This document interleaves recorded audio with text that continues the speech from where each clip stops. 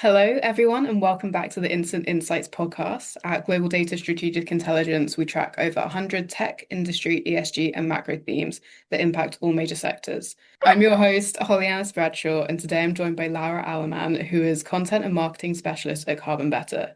In this episode, we'll be looking at how to talk about sustainability achievements without greenwashing, celebrating sustainability in the age of anti-ESG, and what the rest of 2026 has in store for ESG. Thank you for joining us, Laura. Firstly, I think it would be good to start off with a brief introduction to Carbon Better for our listeners and what your role is there. Yeah, thank you so much for having me, Holly. For context, Carbon Better is a boutique sustainability consultancy. We work on selling carbon credits, consulting on emission reporting, climate risk, and decarbonization strategy, the full spectrum of what it takes to actually move a company towards its climate goals and not just set them. And what ties us all together pretty simply is what's good for our planet is good for business. Companies that get serious about climate change and ESG tend to be better positioned financially, reputationally, and operationally. And we just help them see that clearly and act on it.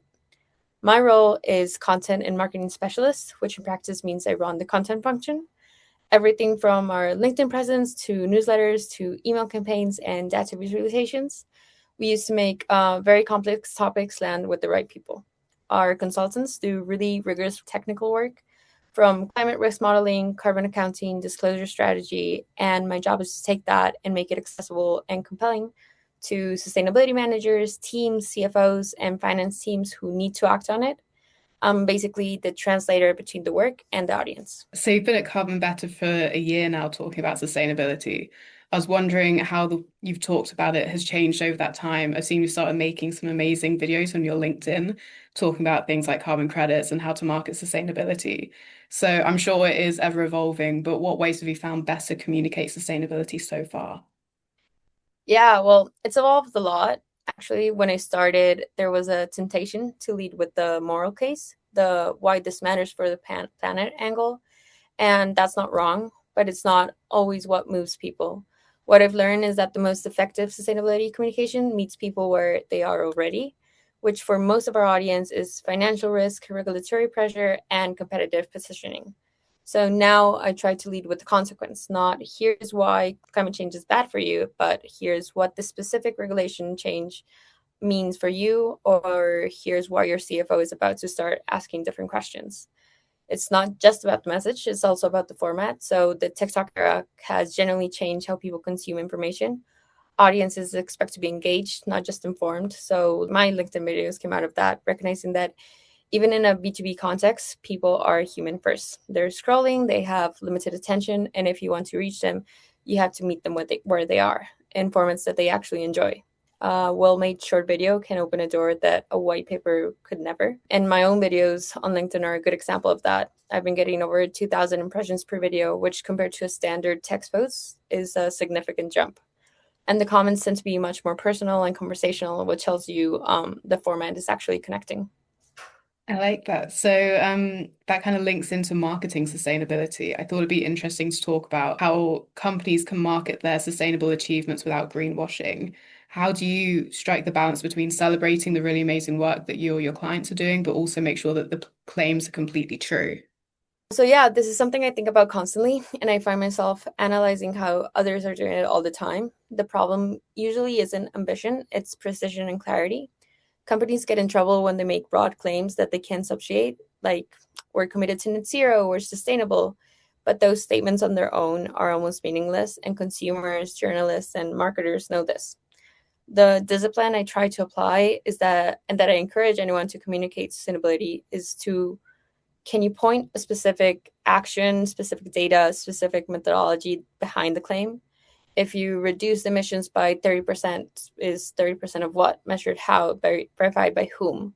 The more specific you are, the more credible you are. And specificity is also where real stories live anyways.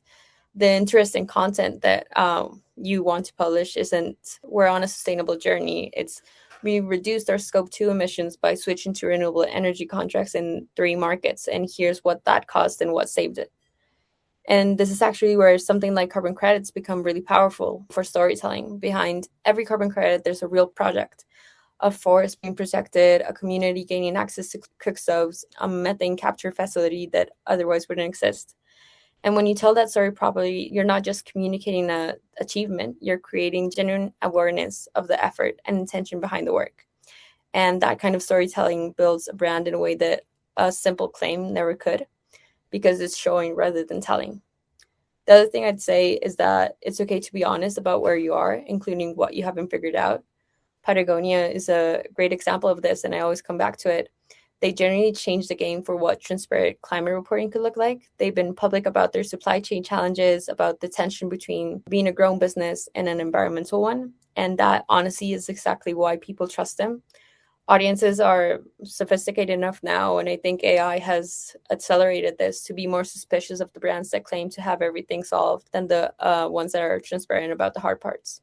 I think all of us connected to ESG have found the last year or so pretty disappointing. There's people doing amazing work and research around climate change and sustainability, but political tensions at the moment are leaning towards the anti-ESG side of things. So, how have you found the last year? Honestly, frustrating, but also clarifying. The political climate at the moment, and it's no secret, is very complicated, especially in the US. And I won't pretend it hasn't made some conversations harder. There's certain exhaustion among people that doing genuine work in the space when they see the narrative being hijacked or the policy ground shifting under their feet. But what I actually found is that the fundamentals haven't changed. Physical climate risk is costing real businesses real money. Supply chains regulations are still advancing, particularly in Europe. Investors are still asking climate related disclosure questions, even if they're being more careful about the language that they use. And consumers still care deeply about the story behind what they buy. This hasn't gone away, regardless of what's happening in the political realm. So companies that are treating ESG as like purely PR exercise are the ones stepping back, but the ones that are doing it generally because of the material to their business are doubling down, maybe quietly, but they are doing it. I do think it comes in wave, and honestly, I believe the tide will turn because the underlying reality of climate change doesn't care about political cycles. The science doesn't change with the administration. So for now, what I find is that the noise actually does something useful, and it's filters. The people and organizations that are still in the room right now are the ones who are in it for real.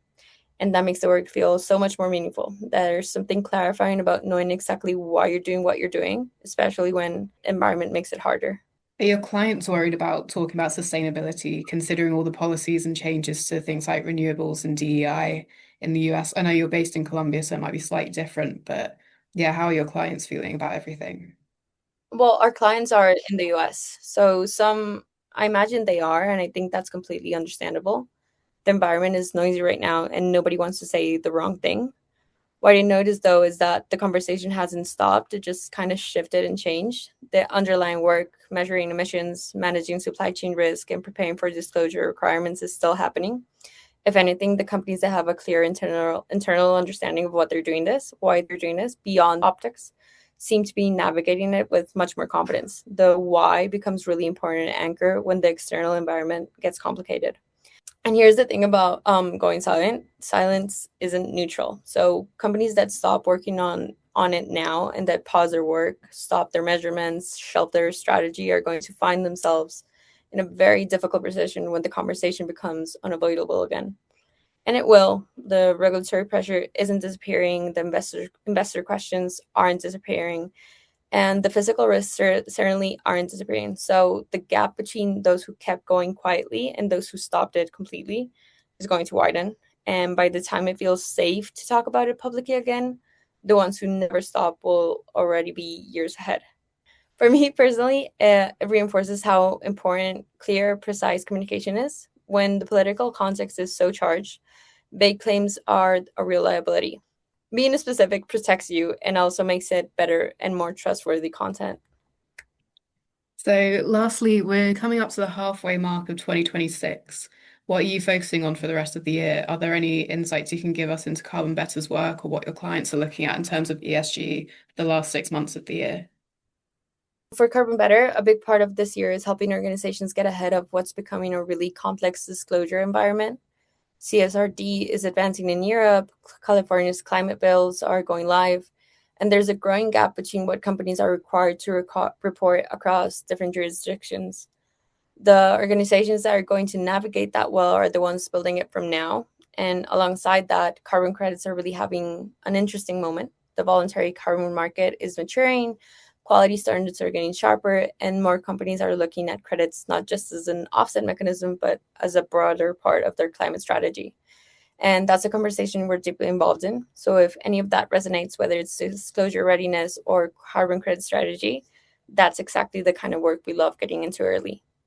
For me personally, on the content side, I'm really focused on accessibility, making complex topics generally engaging for the people who need to act on them. Carbon credit quality, climate scenario analysis, disclosure frameworks, these aren't light subjects, but they matter for CFOs, for finance teams, for board members who have probably never opened a TCFD report.